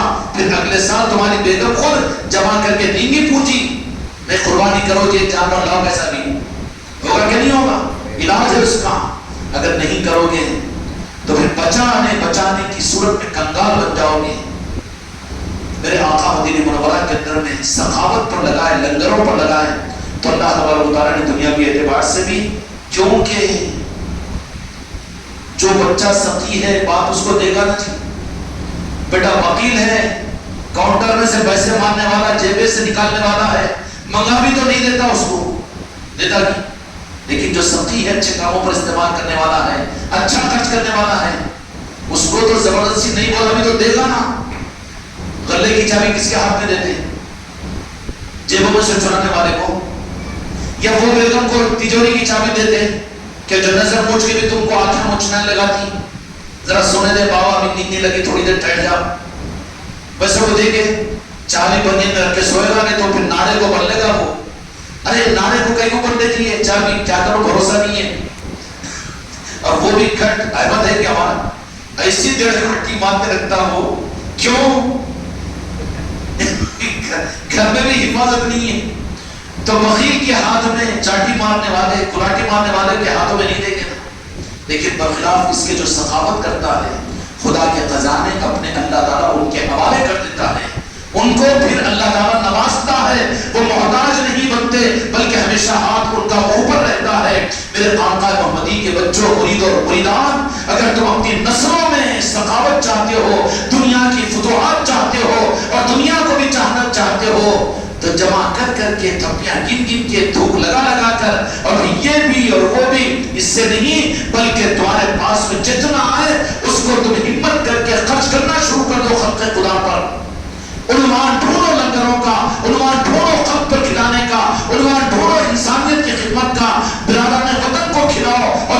کرنے کے راستے ڈھونڈو. تم خرچ کرتے کرتے تھک جاؤ گے, رب دیتے دیتے نہیں تھکے گا. اور تم بجائے اس کے جمع کرنا شروع کر دو, وہ بھی آنا, یہ بھی آنا, یہ بھی آنا, وہ بھی آنا, ہدیے بھی آنا, نذرانے بھی آنا, وہ بھی آنا, یہ بھی آنا. تو پھر آخر کیا ہے؟ جمع ہوا پانی گندا ہو جاتا ہے. گندا ہوتا کہ نہیں؟ بھکاری کا بھکاری ہمیشہ پھر بارہ بستے رہتے صورت پہ. کیوں؟ بہت پریشانی دکھ رہی امام صاحب, بہت پریشانی دکھ رہی ہے پیر صاحب. پھر منگنے کے چر سے ڈھونڈتے رہتا وہ. اور جب برخلاف اس کے اس فارمولے پر عمل کرو تو خدا تمہاری نسلوں کو سخاوت پر لائے گا اور اتنا عطا کرے گا کہ تم خرچ کرتے کرتے تھک جاؤ گے. میرے صحابہ فرماتے ہیں, حدیث کی کتاب میں یہ قول صحابہ کا مشہور ہے کہ ایک زمانہ وہ تھا کہ جہاں پر ہمارے فقر و مستی کی وجہ سے, فاقہ و مستی کی وجہ سے زمین پر پڑے ہوئے خون کو ہم چاٹ لیا کرتے تھے. غربت ہمارے مقدر بنی ہوئی تھی, دوسروں کے سامنے کا کھینچ کر ہم کھاتے تھے. لیکن میرے آقا الہ کے مالک محمد رسول اللہ صلی اللہ علیہ وسلم کی نسبت کی وجہ سے ہم نے جب خرچ کرنا شروع کیا, لنگر لٹانا شروع کیا. مدینے کا لنگر کا نظام سناؤ, نکو سناؤ, خالی سناتے رہو, تمہارا کام تم کرو, ہمارا کام ہم فرید کرتا ہے کہ لنگر کبھی گھر میں آتا تو صحیح ہر جگہ, چلو وہ بھی غنیمت ہے. آج نہیں تو کل آئیں گی سمجھ. کچھ نہیں تو یہ جمعہ کے اندر وہاں پر ایک دو مسجدوں کے اندر کسی سے مانگ کے ایک دو چار آدمی محلے کے غریبوں کو بلا کر ان کو نکاشت کی دودھ کی چائے تو پلائے گا, وہ بھی تو لنگر ہے. اپنے لیے مانگ, لوگوں کو کھلا, وہ بھی تو لنگر میں شمار ہوگا نا اگر تجھے واقعی نہیں مل رہا ہے تو. لیکن میرا کوئی مرید اور کسی خلیفہ اور کسی مریدہ کو میں کھانے والا دیکھنا نہیں چاہتا, بلکہ کھاؤ غریب غوث و خواجہ کا صدقہ اور لنگر اولیاء کے نام کی برکت کے لیے. لیکن تم کھلانے والے بھی بنو. کھلانے والے بننا تمہاری نسلوں کو نوازنے کا ذریعہ بنے گا. خدا تمہیں محتاج نہیں رکھے گا. اب بول دیا ہوں تو بول دو, بعد میں موقع ملتا کہ نہیں. مدینے کے لنگر کا نظام کیا تھا؟ میسج کر دے کہ مریدوں کو بلا دے کہ اپنے اپنوں کو, سنیوں کو خالی, اپنے مسلمانوں کو نہیں. بلکہ وہاں کے لنگر کا نظام کیا تھا؟ وہاں کے لنگروں کا نظام کہ چولہے جلتے تھے صبح سے شام تک, اور جو بھی گھر کے سامنے کہیں پر مل جاتا, بھائی تمہارا احسان ہوگا کہ دو لقمے ہمارے گھر پر کھا لو. لنگر مستقل چلتا رہتا تھا, خالی اولیاء کے نسبتوں کی محفلوں پر نہیں, خاص موقعوں پر نہیں, عید و بلاد میں خالی شیرخورمے اور بریانی پر نہیں, بلکہ مستقل لنگر. یا غنی نواز مجھ کو, میری نسلوں کو اور میرے بچوں کو یہ توفیق عطا فرما دیجئے. تمہارے گھروں میں خانقاہ محمدی ملی ہے تو ایسے ہی تمہارے گھروں میں بھی ایسے لنگر خانے تیار ہو جائے کہ وہاں پر خلق کو تم کھلا رہے ہو, تمہاری نالی کو صاف کرنے کے لیے صفائی کے تیڑ آئے تو ان کو کہو کہ پانی پیو, دو لقمے کھانا کھا کر جاؤ. یہ لنگر ہے تمہارے گھر کا. اب تمہارے لنگر تو اس درجے میں, اس میں بھی آگے پیچھے. پہلے لکھاؤں کی بات میں ذرا مہینہ جانے کے بعد, ذرا آنے کے بعد, وہ آتا نہیں تو کراتا نہیں, بلکہ دودھ چل جاتا. اس سے پہلے دودھ چل جاتا. اس لیے لنگروں کے نظام سے برکت ہوتی ہے. مدینہ منورہ کے اندر صحابہ کرام کے گھروں میں لنگروں کا نظام یہ نہیں تھا. اس کی شروعات ہے خانقاہ محمدی کی. تم سب کو بلاتے کہ نہیں بلاتے ہو؟ اور تمہارے پیر نے یہ بات کہی کہ نہیں کہی کہ اپنے لنگروں میں برادران وطن کو بھی بلاؤ, ان کو بھی عزت کے ساتھ دستر پر بٹھا کر کھلاؤ. کھلا رہے کہ نہیں کھلا رہے؟ مدینے کے ان لنگروں پر پہنچانے کا نظام ہے ابھی. وہ ایسا ماحول بنا, مدینے میں کوئی کھانے والا نہیں, کھلانے والے سب بن گئے. تو آخر میں اپنے گھروں میں پکے ہوئے لنگر شریعت پہ 3 قسم کے. یا ایسا نہیں کہ خود کو تھا کھاتا باسمتی اور خود تو کھاتا 65 روپے کلو کا چاول. لنگر چلتا تیل 2 کلو کہیں اس میں 1 کلو ڈال دو نا, گوشت اتنا کہیں کو اتنا کہیں کو. یہ بخیل کا بچہ لنگر کا یہ حشر کر دیتا ہے. داماد کو کھلائے گا ویسا, خود کھائے گا ویسا. لنگر کا موقع ملا ہو تو اچھا کھلانے کی کوشش کرو. اس لیے کہ جن کے نام کا لنگر ہوتا ہے, اس لنگر پر جو فاتحہ ہوتی ہے, اس فاتحہ کے بعد میں وہ جن کے نام کا لنگر ہے ان کی بارگاہ میں وہ لنگر پہنچتا ہے. کھیلو تماشا نہیں ہے خانقاہی نظام, لنگروں کا نظام کھیلو تماشا نہیں ہے.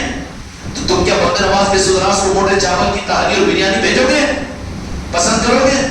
پیر آیا تو اس کو اچھا کھلانے کے چکر میں اور اولیاء کی نسبتوں کے لنگروں کو آخری درجے کے اندر بنا دو کھٹے، چلو غنیمت ہے جس کا جو معیار ہے۔ جب مدینہ منورہ کے اندر سب کھلانے والے ہوں گے، کھانے والے کوئی نہیں ملتے ہیں، تو بہترین قسم کے دیگوں میں سنو بیٹے ارشد آ جا گیا ہمارا بچہ، ارے بابا مہینے میں ایک تاریخ ہمارے ارشد کو بھی دو، تم لوگ کیوں دے نہیں تاریخ؟ میں بولا نا جتنے مریدین ہیں ان لوگوں کے پاس میں جاؤ، جا کے نظام دے کرو، مہینے کی ایک تاریخ ارشد کو دو، ذکر کی مجلس کی۔ کیا سسپنس ہے؟ آؤ یا نہیں بولو، ہے نا گنجائش؟ وہ بھی ہمارا مریدی سے بچہ ہے، ٹھیک ہے نا، ایک تاریخ مہینے کی دے دو، کوئی بھی تاریخ طے کر کے مہینے میں ایک ذکر کی مجلس کرا کرو۔ تو پھر کیا بولا تھا جی، کہاں سے چلے گیا؟ مدینہ منورہ میں بہترین قسم کی سنید وغیرہ یہ وہ تیار کر کے صحابہ کہہ رہے کہ کھانے والا تو کوئی نہیں، لاؤ لگتا۔ سیرت کی احادیث کی کتابوں کے واقعہ سنا رہا ہوں، ان لوگوں نے تو کھانے والوں نے چھپا دیا اس کو۔ اب تو آیت کریمہ کی بھی اگر دیکھ آئی تو وہ ہچ گئے، اور پھر صدقے کا بکرا بھی آیا تو وہ ساروں میں چاہتا ہضم ہے کہ نہیں؟ ہمارے سسرے صدر صاحب ہیں، انہیں سناتے رہتے یہ سب، ارے ایسو بکرے کہاں ہضم ہوتے معلوم ہے، ملکہ برابر کرو تم لوگ، سب انہوں کچھ دو تم کچھ نہ، جا کے سیرپ پاؤں لیے مارکیٹ کے اندر بھی تو 500-700 میں، مگر وہاں کے زکات کے بکرے کا کٹا 200 میں کا درمہ، یہ کیا ضرور ہے؟ تم بھی کچھ حصہ داری کرو اس میں، کھلانے والے کھانے والے۔ تو پھر اس طریقے سے وہ لنگر کو لے کر مدینے کے باہر اب ہوا ایک مقام تھا جہاں پر دوسرے علاقوں کو، اب جیسے ہمارے علی آباد کے اندر میں آپ وہاں چلے جاؤ بائی پاس کے اوپر، یہ اسی طریقے سے سات نالہ بس اسٹینڈ ہے یا تاپسی بس اسٹینڈ ہے، وہاں سے لوگ جاتے رہتے ہیں مسافر، آگے ریلوے اسٹیشن ہے، ہونا چاہیے کہ نہیں؟ آگے کا قدم ہے خانقاہ محمدی والے اجمیری نصرتی والوں کا یہ لنگر، یہاں پر اگر جم جاؤ اس طرح کے لنگر تو اور تمہاری نسلوں کو نوازنے کے لیے پھر آگے خواجہ جی اور تم کو ایک قدم آگے بڑھائیں گے کہ لنگر پکا کر اونٹوں کے کوہ پر رکھ کر، اونٹوں کے کوہ پر رکھ کر ایک ڈونا رکھتے تھے، لکڑی کا ڈونا، اور ایک جھولا رکھتے تھے، وہ جھولے کو ایک کنڈا لگانے کے صحابہ کرام بزرگان اجمعین قربان جاؤ ان کی اداؤں پر سخاوت کے لنگروں کی نظام کی نقل کی، یا رسول اللہ ہم غلاموں کو بھی خانقاہ محمدی والوں کو بھی توفیق عطا فرمائیں، لے کر جا کر وہ سڑک کے اوپر اونٹوں کے قافلے گھوڑوں کے قافلے جاتے تھے، تو دور سے ان کو سلام کر کے السلام علیکہ یا محمدی یا محمدی، عربوں میں آج بھی ہے کہ لفظ محمد ان کے دل سے دل کو جوڑ دیتا ہے، لفظ محمد۔ ہم یہ بدعقیدہ تو یا رسول اللہ بولے تو آقا جب نے پانی جو جاتا ہے اس کے ہاتھوں کو، لفظ محبت کی کرامتوں کو کیا جانا تھا؟ آج بھی عرب انون ایک آدمی ہوگا حج میں حاجی حاجی کہیں گے، پھر بیٹا بڑا سر پھرا اگر محسوس کر لیا وہاں کا عرب خادم، بیٹا سر پھرا نہیں سن رہا نہیں مان رہا چڑچڑ میں آ رہا تو فوراً وہ محمدی کہہ دے گا، جیسے محمدی کہے گا دل سے دل جڑ جائے گا۔ وہ لفظ محمد کیا چیز ہے؟ ارے لفظ محمد تو بندے کو رب سے جوڑ دیتا ہے، اس سے دور کیوں ہے تو؟ اس سے دور کیوں ہے؟ اس کو مسلک و جماعت کیوں بنایا ہوا ہے؟ راستوں پر چلے جاتے اور لوگوں کو کہتے کہ واسطہ دیتے میرے آقا کا کہ تم ان کے کلمہ پڑھنے والے ہو، تو وہ قریب آ جاتے تو کہتے کہ تم اپنے اونٹ پر سوار رہنا، اترنے کی تکلیف مت کرو، لو یہ پانی گوبر میں رکھ کر ان کو پانی دیتے، وہیں پر منہ دھو ہاتھ دو اور تھوڑا سا پانی پیو، اس کے بعد میں وہی فاسٹ فوڈ کی طرح سے یوز اینڈ تھرو کے پلیٹوں میں ڈال کر صحابہ مجھے معاف فرمائیں، لیکن یہ طریقہ تھا مدینے والوں کا، ویسے ہی برتن میں اترنے کی زحمت بھی نہیں بلکہ گوبر میں ڈال کر وہ ان کو پلیٹ پہنچا دیتے، وہ اونٹوں پر بیٹھے بیٹھے مسافر مدینے کا لنگر کھا کے جاتے تھے مدینے سے۔ یا خواجہ معین الدین چشتی اجمیری آپ غریب نواز ہے، ایسا نظام میرا خانقاہ کو عطا فرمائیے کہ ہم کھلا کھلا کر خوش ہو رہے ہوں، ہم کھلا کھلا کر خوش ہو رہے ہوں، ہماری مسرات ہماری بیٹیاں اپنے گھروں میں پکا پکا کر آنے والوں کو زبردستی کھلا کھلا کر خوش ہو رہی ہو۔ نے بچ گیا نا رد فری میں کر میں کھاتی ہوں، یہ بخیل کی بچی ہے، یہ کھاتی کہ اس سے پہلے پڑ جاتی کہ نا. فریجوں نے تو امت کے نظام کو بگاڑ دیا، بگاڑا کہ نہیں بگاڑا؟ خیر بات دوسری طرف نکل جا رہی تو کرو گے نا انشاءاللہ. جب لنگر ہوں گے، سخاوت ہوگی ہمارے اور تمہارے پاس میں، تو تم اپنی اولادوں کو بینک بیلنس نہ رکھو، پراپرٹی نہ رکھو، لیکن خدا کی قسم رب العالمین تمہاری اولادوں کو سخاوت کی صورت میں اور لنگروں کی صورت میں، تمہاری اولادیں اگر لنگروں کے ساتھ میں سخاوت کے ساتھ میں رہے گی تو خدا کا وعدہ ہے کہ کبھی ان کو محتاج نہیں بنائیں گے بلکہ دینے والا ہی بنائیں گے. اس لیے میرے بچوں، یہ خاندان محمدی کا نظام ہے، پوری امت کے لیے ہے، پوری انسانیت کے لیے ہے. تفریق مت کرو، امت کو کاٹو مت، امت کو برا مت بولو. پہلی امت اس وقت دکھی ہے، دشمنوں کے ٹارگٹ میں ہے کہ معصوم بچوں کا قتل عام ہو رہا ہے. اس مقام پر رکھ کر سوچو تو سانس میں نکل پائے گی. وہ بھی تو جانے ہیں میرے آقا کی کلمہ پڑھنے والی امت ہے، وہ خدا کا نظام ہے، اس میں دخل نہیں دے سکتے. دے سکتے ہیں کیا؟ لیکن رب کی بارگاہ میں دعا تو کرنا چاہیے. اس کے ساتھ میں اسباب کو اختیار کرو کہ اللہ تبارک و تعالیٰ کی نظر کرم پھر سے امت کی طرف متوجہ ہو جائے. اس کے لیے اولیاء کے تصرف کی بات میں نے درمیان میں چھوڑ دیا کہ وہ کہ جو موجودہ نظاموں کے اوپر تم اعتراض کرتے ہو اور بڑے ڈر میں کرونا کے خوف کی طرح سے سہمے ہوئے ہو، اور زیادہ سہمے پہ کون ہے جی؟ کوئی دوسرے اوپر تو نہیں لے جائے گی میرے بیان کو آپ لوگ؟ کیا انہوں بھی RSS سے ہاتھ تو نہیں ملا لیا؟ بی جے پی کوئی تو کچھ دیتی نہیں. ارے میرے کو کیا واسطہ ہے بابا، مجھے کیا واسطہ ہے؟ نہ ہے نہ خدا کی قسم قیامت تک رہے گا. مجھے کیا کرنا ہے؟ اور جو بات حق ہے وہ کہنے سے مجھے میری زبان کو کوئی روک بھی نہیں سکتا.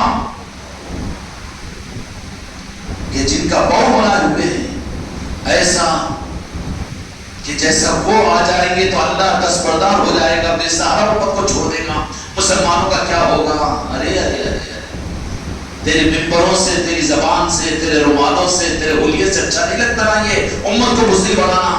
اعتماد رب کی ذات پر کر، ہمت دلا امت کو، بزدل مت بنا.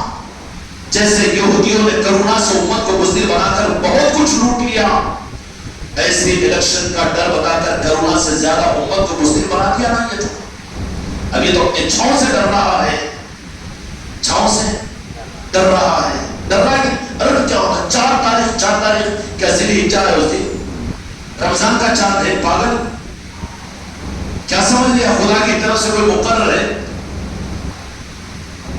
امریکہ کی پالیسی نہیں ہے، اس کے لیے گرا پورے سونے ختم، پورے خزانے ختم، گر رہا. دیکھو کریں گے بھی کچھ کام، اس لیے مسکراہٹ زیادہ شاہی صاحب کو بھی اس کا علم گر رہا ہے. سب گھر کے خزانے کہاں کا گرتا کہاں کی گر گیا. تو اس کے بعد پھر اب پورے شاہکار اپنے خزانے بھر کے ایک فارمولہ دے دیا تھا.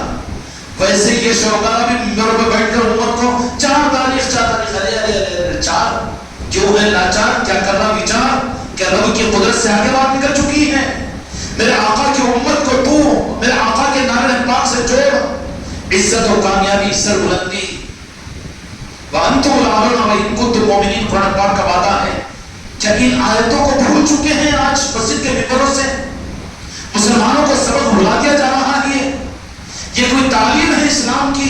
یہ کوئی حق ہے جو مسجدوں کے ممبروں سے دیا جائے؟ اچھا ڈر ڈرا کے نہیں کریں گے کیا جی؟ ڈر ڈرا کے نہیں کریں گے کیا؟ کہ سعودی عرب کی حکومت تمہاری مدد کر کے وہ ATM اور کون سی BM مشین ہے اس میں آ کے تم بولے سے حکومت کو لا سکتے ہیں؟ پاگل کی پن کی بات ہے نا. پھر اور اتنا بزدل بنا دیے تو پھر کیا ہوگا؟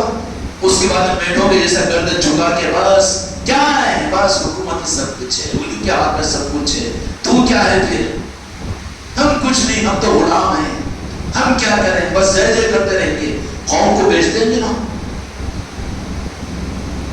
کائنات کا مالک جس امت کا، جن مسلمانوں کا رب ہو اور جن کے صدقے میں خدا نے کائنات کو بنایا ہو، اور بالخصوص یہ ہندوستان کے واسیوں کے لیے تو جو غریب نواز کا ملک ہو ان کو بے ہمت کرنا، بد ہمت کرنا اور ان کو بزدل بنانا امت کی خدمت نہیں ہے. بلکہ چلو میں بھی نرم لہجہ اختیار کرتا ہوں، خدمت نہیں لیکن امت کی قسمت ہے کہ ویسے لوگوں پر اعتماد بھی کرتے ہیں. نہیں ویسے لوگوں پر اعتماد کرتے ہیں. اب ہم اس کے زیادہ بولے تو زمانے کے حالات سے واقف نہیں، ان کو کیا معلوم حکومتوں کا، وہ جاہل ہے. اللہ اللہ کہنے سے مقصد ہے ان کو خان خواہ میں اللہ اللہ بیٹھ کے کہیں گے. خان خواہ اگر بند ہو جائے گی تو کب پتہ چلے گا؟ کہیں بند ہوتی ہے پاگل. تم لوگوں نے بند کیا. کیوں؟ اولیاء تو وہ ہوتے ہیں اور یہ جان بھائی کہ وہ حیات تو حیات، بلکہ اس دنیا سے جانے کے بعد بھی جس پر تم لوگ تان و تشریح کر رہے ہو جن نظاموں کے اوپر، میں تائید نہیں کر رہا ہوں، اس کی احتیاط اپنی جگہ ہے، تدبیر اپنی جگہ ہے، اس کا انکار نہیں کر رہا ہوں، میں اتنا بڑا جاہل نہیں ہوں. لیکن اولیاء اکرام کے نظاموں سے امت کے کٹ جانے کی وجہ سے، تمہارے کاٹ دینے کی وجہ سے امت مزدل ہو گئی ہے.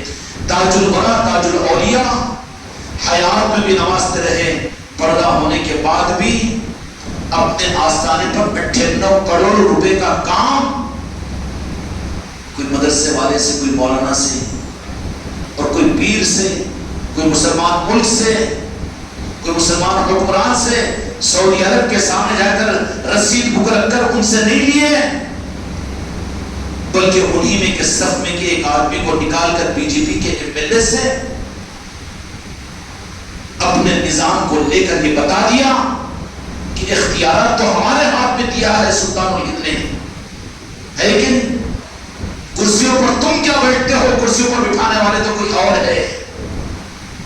ارے جن کو بٹھانے کا اختیار ان سے تم کٹ گئے، ان کی نظروں سے گر گئے، اس لیے بھٹک رہے ہو. اس لیے امت کی بھلائی یہ ہے کہ اولیاء کے نالین سے، اولیاء کے آستانوں سے، ان کی چوکھٹوں سے امت کو جوڑ دو.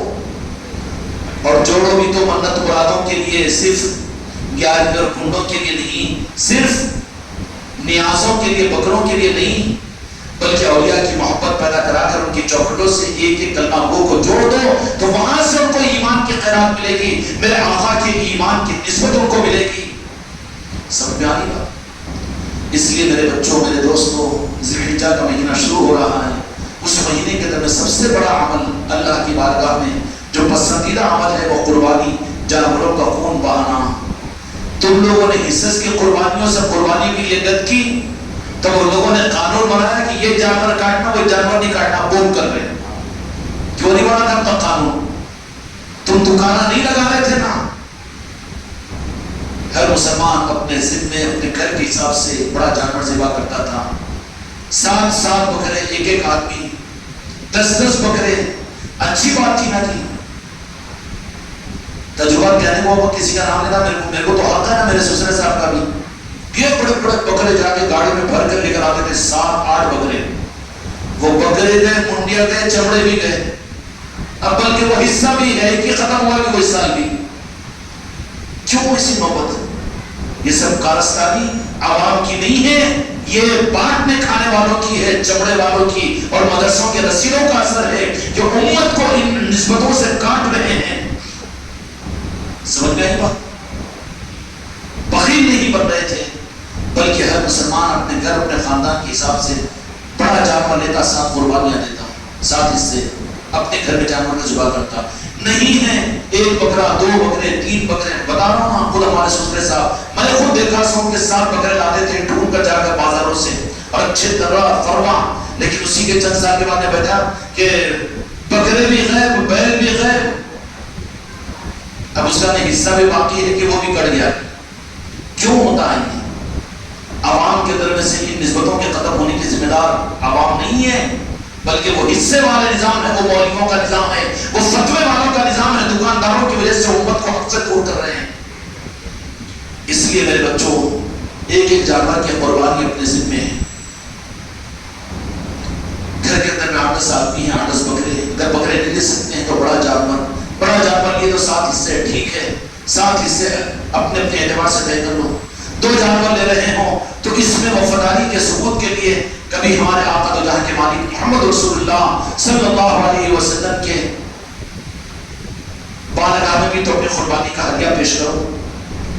غریب نواز کے بھی نام کی قربانی کرو، غوث الاعظم کے نام کی بھی تو قربانی کرو، اپنے باپ دادا کے نام کی، نانا نانی کے نام کی، جن کی دولتوں پر بیٹھ کر کھا رہے ان کے نام کی بھی تو قربانی کرو. سامنے ایک موقع ملتا ہے. اب بخیل بنا کر اس کو ایک بکرے پر تو ایک حصے پر لا کر رکھ دیے تو یہ کیا سوچے گا؟ یہ وہ اتنا محتاج بن جائے گا، پھر آخر میں تم لا کے دو، میں تو دینے والا نہیں ہوں، میں تو محتاج ہوں، میں کیا کروں؟ ہوگا کہ نہیں ہوگا؟ اس لیے میرے بچوں اپنے ذمے سے قربانی کا اپنے اپنے گھروں کے اندر میں بڑے جانور کے ساتھ حصے ہوتے ہیں. زیادہ لوگ ہیں اللہ تعالیٰ نے نوازا ہے، دعا کرو اللہ تعالیٰ سے 2 جانور لو، اس سے 14 ہو جاتے. 14 لوگ ہمارے پاس میں نہیں ہے نا، 9 ہوں گے، باقی 9 میں 14 5 دو جہاں کے مالک میرے آقا ہے، سید کائنات فاطمہ الزہرا سلام اللہ علیہ، مولا علی مشکل کشا علیہ السلام ہے، غریب نواز ہے، غوث العظم ہے، راجن شاہ ولی ہے، تاج القرار ہے، صابر پاک ہے. ان کے ناموں کو بھی ایک سال میں 2 اولیاء کے نام کی قربانیاں دو نا جی.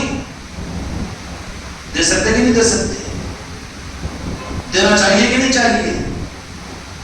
اس کے علاوہ اگر روح دیتی ہے خالی حصوں کا تو پھر بیل پہ سے بکرے پہ آئے گا، بکرے پہ سے 7 بکرے ختم ہوں گے، 1 بکرا ہوگا، 1 بکرے کے بعد 1 حصے پہ آئے گا، باقی قصہ ختم.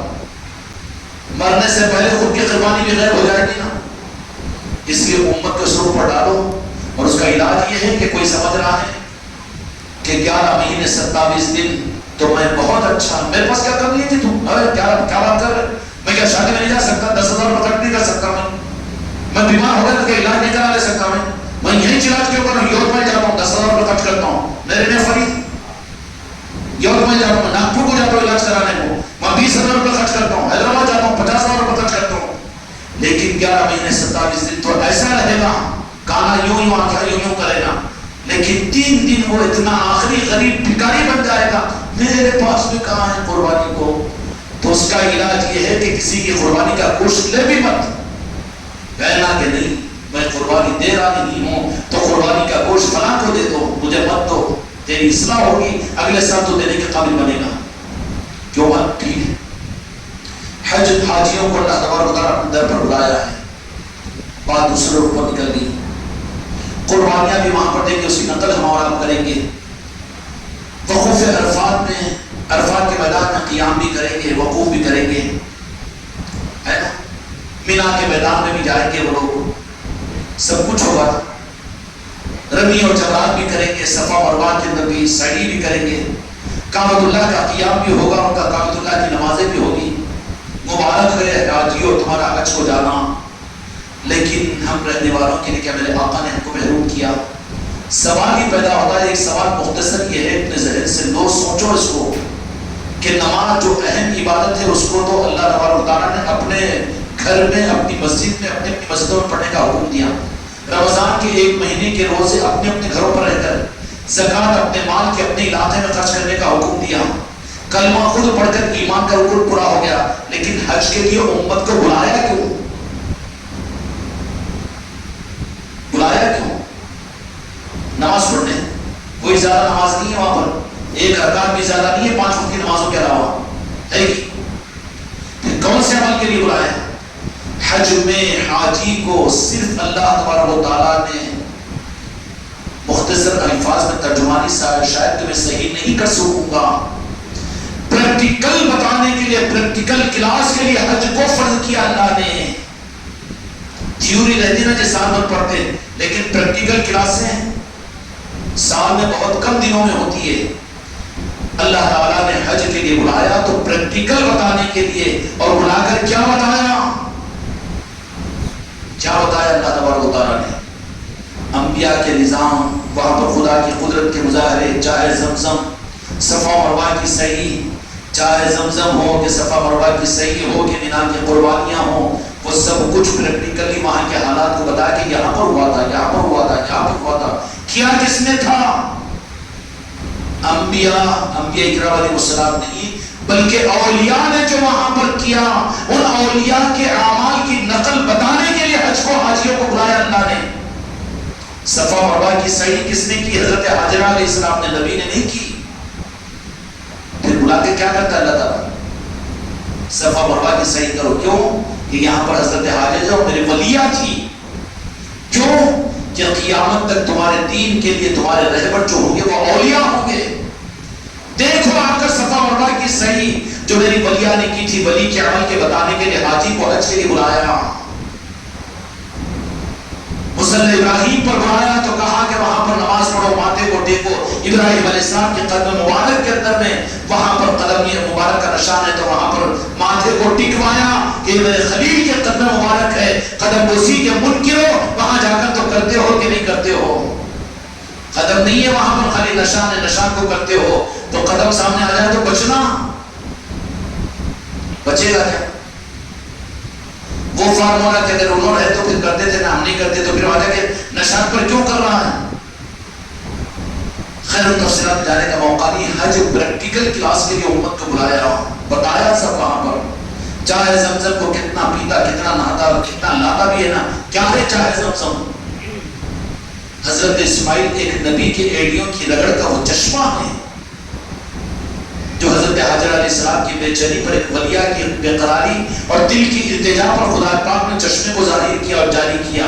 تو بھی پی، تو بھی خوب یہ کر، لیکن اس کے ساتھ اپنے ساتھ میں لے جا اپنے خاندان کے بدعقیدوں کو، اپنے خاندان کے وہ جو گستاخوں کو، جو جن کو قلموں سے بیر ہے اور ختموں کے بیر، فیضان سے جو منکر ہیں اور چوکھٹوں کی خیرات سے جو انکار کرتے ہیں، ان کو پلا.